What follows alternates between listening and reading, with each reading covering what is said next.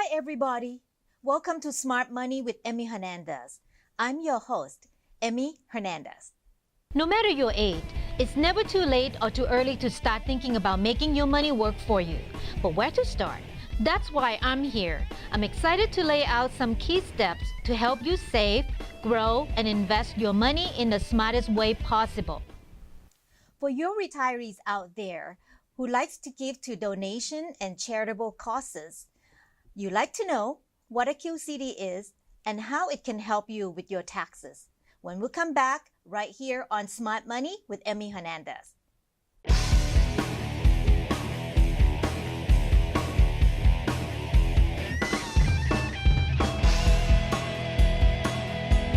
Americans are very generous when it comes to giving to charity. And there's so many organizations out there that are doing good causes. And today I have a special guest with me, Karen Robinson from Family Promise of the San Gabriel Valley. Hi, Karen. Hi, thank you, Emmy, for inviting me. Oh, thanks for being here. I mean, you are, one of the most active lady I know out there in the community. You work with Family Promise. Yes. Why don't you tell us a little bit more about what this organization do? I love to talk about Family Promise because I think it's really important, particularly today with so much homelessness in the news. So Family Promise is an organization that started in the 80s on the East Coast, and I am part of the nonprofit in the San Gabriel Valley that is an affiliate of the national organization. Our goal is to support homeless children and help their families to regain stable housing. So that's our overriding goal. We have two programs. One is our foundational congregation network, which is a collection of church congregations and possibly temples in some of the affiliates, where they provide safe sleeping space, all the meals, and they have congregation volunteers that provide support for the families in the evenings, so that we don't have a brick and mortar shelter. We have a collection of congregations that really assist the families. And then our goal is to provide a day center where they have laundry and shower facilities, case management services. It's where we do our business with the families. Now, most of our families are working. If they're not working, we assist them with getting resources so that they can get gainfully employed, and then help them to overcome the barriers to getting back into stable housing. Well, that's great. Sounds like a good program. Now, how does this family come to you, or how do you find them? They come to us in various ways. Sometimes one of our graduate families may recognize somebody in the community, like one of our moms who was working noticed a coworker with a 4-year-old that was sleeping in her car, so she referred her to us. Many of them come through what is called the LA County Info Line, or some of the other homeless providers that can't provide shelter maybe, but you provide other services like food banks, etc. Yeah. Well, this is a very good program, and then homelessness is really a real challenging this day. People come into this situation from so many causes. Now, because your organization are pretty, they're pretty big and have wide reaches, how do you do the funding on this? Our funding actually at this point has come mainly from just individuals, people that find out about Family Promise that have a heart for homeless families and homeless children. So a lot of them are just plain old regular folks like you and I that choose to donate to certain charities. Okay. We have some foundations, a couple of foundations. We have a little grant from one of these cities, and that's pretty much how we have funded our services.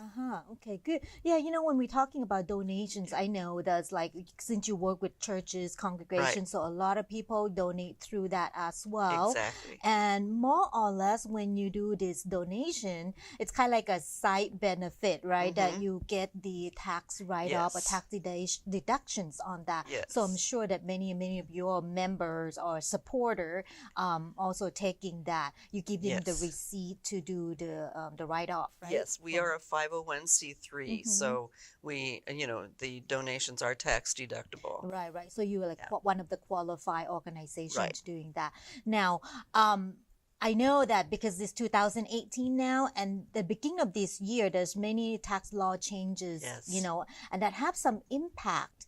Not a direct impact to the charitable giving, but maybe a side effect. So I want to talk a little bit about that. So maybe you can share this information with your supporter as well.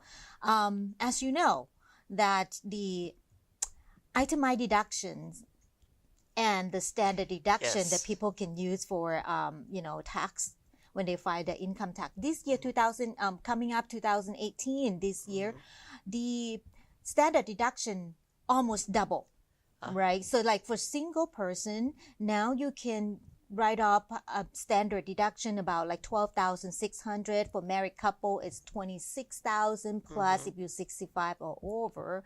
And I think many of your supporter probably retiree, right? Yes. So in the past, when you give it to the organization, nonprofit, you have to be able to itemize in order to write these off, right? So you kind of build up on the itemized deduction where you're filing Schedule A. Yes. But because now the standard deduction is a lot higher, almost double from the prior years, we think that's going to be many more people that's just going to do a standard instead of itemized. So I don't know. I heard that many organizations kind of starting to kind of worry a little bit because if people go way to the standard deduction, they may not need this itemized item to reduce their taxes anymore, and they may donate less. So do you have any concern about that? We are concerned. We don't know how it's going to work out. We know that we have a lot of loyal supporters and people that are in the retirement age. So, like for myself, I've included Family Promise as one of my legacy kinds of charities, but we don't know how it's going to work out this year. We're all waiting to find out, and our board of directors is actively pursuing, what options we will have to continue to keep serving our community in the way we have been. Okay, well, I want to share some information with you, and this may help you as well, because recently Wall Street Journal actually written an article about QCD. Okay, QCD is a short for Qualified Charitable Distribution. Okay, so this is something that if you are a retiree and you have a retirement plan, you can actually use the money from the retirement plan and give it to your nonprofit or charitable organization, and you still have some tax benefit as well, no matter, you do a standard deduction or itemized deductions. So this might be something that you can kind of like, give out some information.